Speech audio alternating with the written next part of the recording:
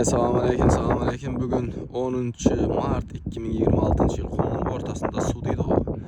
Bizler Xuda halese Soqquluğan ziyaretgahındamız. İnşi yerden yol düştü mene. Tazadan yol kumlu'nun ortasından el halk hemen birikip bir insan başçılığında inşi yerge yol geldi. Menen bir videolarını çıkardım. Menin en patbişiklerinin inşi yerge kılgan ihsallar var. Xudayım kabul bolsun. Bir akbetinde mene kumluğun ortasında düz kandıydı o. Xuda Taala'nın bulan bir mucizesi.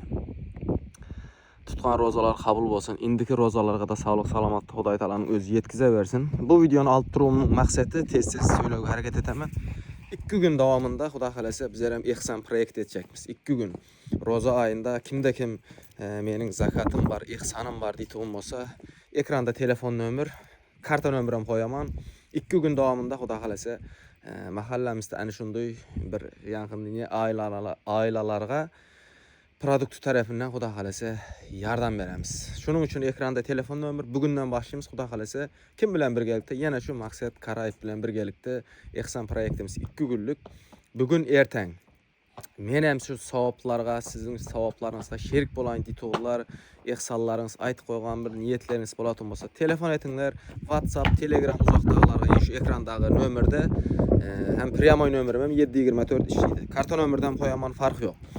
Size hem kelin şu ullunun ullu ayında birgelikte savap toplayıp yakında bir ailelarga koldan kelgençe yardımımızı bereyik. Bilesizler spisok alıp koyup mahalle reisinden bir 10 ba 12 mi hocalık var. Hani şularga koldan kelgençe öz produktlarımızı yetip berip siz yaxşı insanlar bilen birgelikte 2 gün davamında hayru ihsan kılamiz. Hemmege rahmet, sağ bolun, salamat bolun. Indiki bayramlarga da sağlık, salamat. Xuday Taala'nın özü yetkize versin. Bulan bir Xuday Taala'nın mucizesi mene kumluğun ortasında mene su var, düzkan var. Rahmet hemmege, sağ bolun, salamat bolun. Birgelikte ihsan proyektine start verdik. 2 günlük 48 saatlik. Bugün yetişip bilgençe niçedir xanadanga kirerimiz.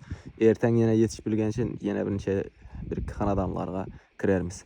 Hemmege rahmet, ekranda telefon nömür, karta nömür, öz ihsallarınız, zakatlarınız bolatın bolsa inşu ayda toğru menziline jayıl-jayına aparıp beremiz. Hemmege rahmet, sağ bolun, salamat bolun.